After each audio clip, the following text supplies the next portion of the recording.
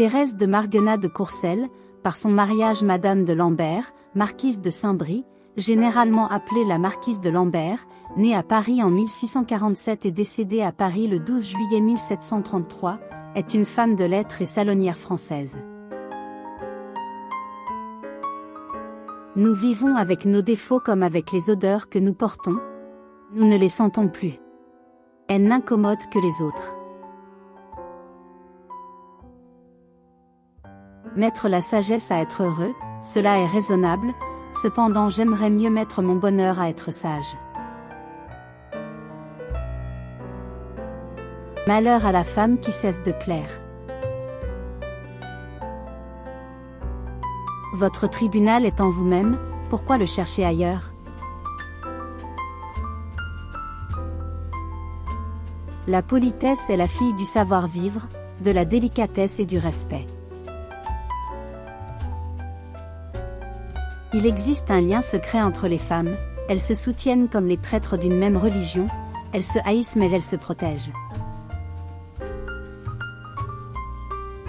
La pudeur augmente la beauté des femmes, elle en est la fleur, elle est le charme des yeux, l'attrait des cœurs, la caution des vertus, l'union et la paix des familles.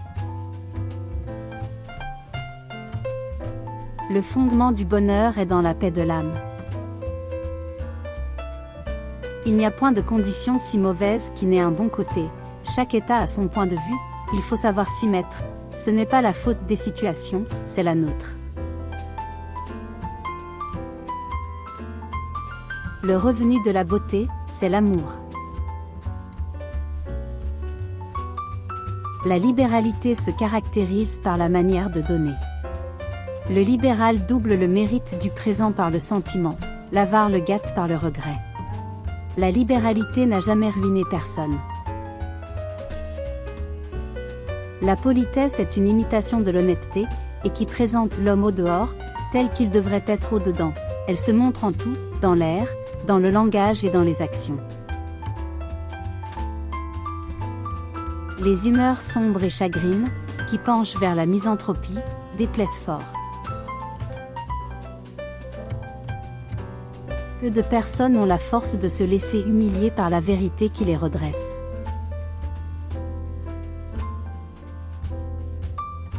L'amour-propre est une préférence de soi aux autres, et l'honnêteté une préférence des autres à soi. Tous les vices favorisent l'amour-propre, et toutes les vertus s'accordent à le combattre.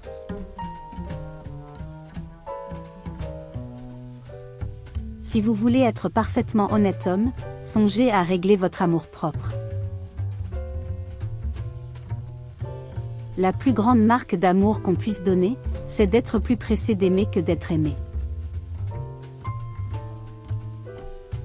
Rien n'est si bas que d'être au à qui vous est soumis. L'amour est un Dieu jaloux qui ne souffre aucune rivalité. L'homme est né pour faiblir, vieillir et mourir. En perdant ta jeunesse, tu perds aussi le droit de faillir, il ne t'est plus permis d'avoir tort. Le grand malheur de la laideur, c'est qu'elle éteint et qu'elle ensevelit le mérite des femmes. Rien n'est plus court que le règne de la beauté. La politesse coûte peu, mais elle rend beaucoup. L'imagination est la source et la gardienne de nos plaisirs. L'exacte politesse défend qu'on étale avec hauteur son esprit et ses talents. Rien ne déplaît tant que de montrer un amour-propre trop dominant, de faire sentir qu'on se préfère à tout, et qu'on se fait le centre de tout. Si on vous a offensé, vous ne devez que du mépris, et c'est une dette aisée à payer. Le déshonorant offense moins que le ridicule. L'envieux ne loue jamais personne, de peur de se faire des égaux. La haine outrée nous met au-dessous de ceux qui vous haïssent. Songez à vous estimer à bon titre, pour vous consoler de l'estime qu'on vous refuse. La plupart des femmes prennent l'amour comme un amusement, elles s'y prêtent, et ne s'y donnent pas. Elles ne connaissent point ces sentiments profonds qui occupent l'âme d'une tendre amante. Il ne faut agir avec autorité que quand la persuasion manque. La première règle pour bien parler, c'est de savoir bien penser. Il n'y a que des âmes élevées qui soient touchées de la gloire de pardonner. La gloire et la vertu ont leur délice, elles sont la volupté de l'âme et du cœur. L'humanité souffre de l'extrême différence que la fortune a mise d'un homme à un autre. Il faut commander par l'exemple et non par l'autorité, l'admiration force à l'imitation, bien plus que le commandement, et traiter rudement ses soldats, c'est être leur tyran, et non pas leur général. Le plaisir le plus touchant pour les honnêtes gens, c'est de faire du bien et de soulager les misérables. L'avare est plus tourmenté que le pauvre, l'avare ne jouit de rien. L'amour des richesses est le commencement de tous les vices, comme le désintéressement est le principe de toutes les vertus. Défendez-vous de l'envie, c'est la passion du monde la plus basse et la plus honteuse, elle est toujours désavouée. L'envie est l'ombre de la gloire, comme la gloire est l'ombre de la vertu. La plus grande marque qu'on est né avec de grandes qualités, c'est d'être sans envie. La plus nécessaire disposition pour goûter les plaisirs, c'est de savoir s'en passer. Si belle que vous soyez, soyez modeste, la beauté n'est point de longue durée. Rien ne déplaît tant que de faire sentir qu'on se préfère à tout, et qu'on se fait le centre de tout. La vie est déjà très courte, et nous abrégeons par notre légèreté et par nos dérèglements. Une belle mort donne du relief à la vie, et la mauvaise la déshonore. On ne mesure pas sa vie par la durée du temps, mais par la durée des plaisirs obtenus. Rien de si inutile que de se révolter contre les effets du temps, il est plus fort que nous. Quand les mœurs sont pures et innocentes dans le premier âge, la vieillesse est douce et tranquille. Qui perd la jeunesse les peines doublent, et les plaisirs diminuent.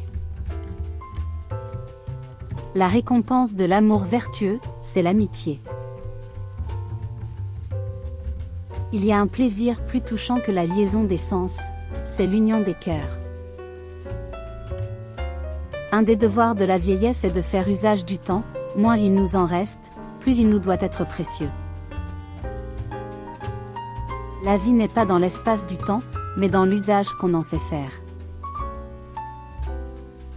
La passion s'augmente par les retours qu'on fait sur soi, l'oubli est la seule sûreté qu'on puisse prendre contre l'amour. L'amour est le premier plaisir, la plus douce et la plus flatteuse de toutes les illusions. La valeur, mon fils, ne se conseille point, c'est la nature qui la donne. L'honnêteté des anciens temps est devenue le ridicule d'une autre. L'amour est à l'âme ce que la lumière est aux yeux, il écarte les peines. Si les honneurs et les richesses pouvaient rassasier, il faudrait en amasser, mais la soif augmente en les acquérant, et celui qui désire le plus est le plus pauvre.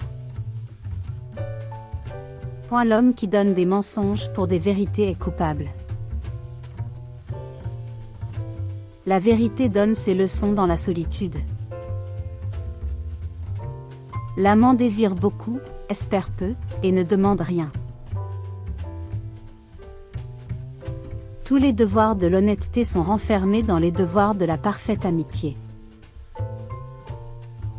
Quand on aspire à se faire une grande réputation, on est toujours dépendant de l'opinion des autres. Les richesses n'ont jamais donné la vertu, mais la vertu a souvent donné les richesses.